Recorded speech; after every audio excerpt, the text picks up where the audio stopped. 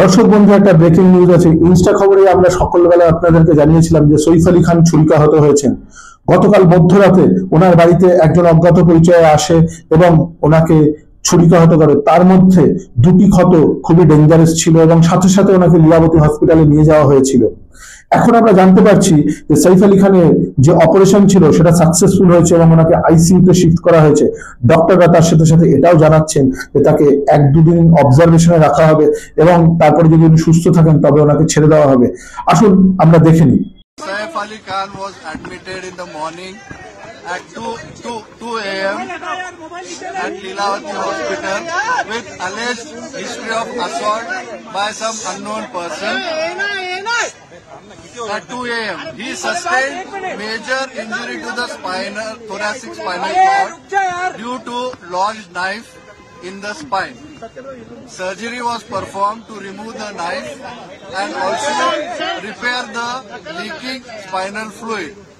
2 other deep wounds on his left hand and one on the neck was repaired by plastic surgery team. The entire surgery was monitored by Dr. Srinivas Kudwa as a cardiologist because of his other condition. He is completely stable now. He is recovering well and out of danger. Thank you. সৈফ Ali খানের দেশে বিদেশে অগণিত ভক্ত, এটা তাদের প্রত্যেকের জন্যই স্বস্তির খবর। কিন্তু আমাদের একটা প্রশ্ন যে মুম্বাই পুলিশ করছেটা কি? কিছুদিন আগে আমরা জানি বাবা সিদ্দিকে ওপেন শুট আউট করা হয়েছে।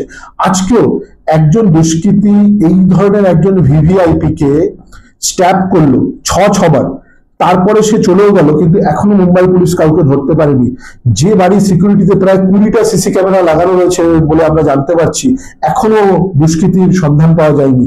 এটা কি করছে মুম্বাই সরকার? আমরা আশা করি এর পেছনে কোনো মাফিয়া যোগ নেই এবং মুম্বাইতে এই ধরনের ঘটনা আর ঘটবে না। আমরা এই খবরের দিকে লক্ষ্য রাখবো। আপনারাও যদি এই ধরনের খবর জানতে চান এবং আপডেট থাকতে চান তাহলে আমাদের চ্যানেলটি অবশ্যই সাবস্ক্রাইব করুন।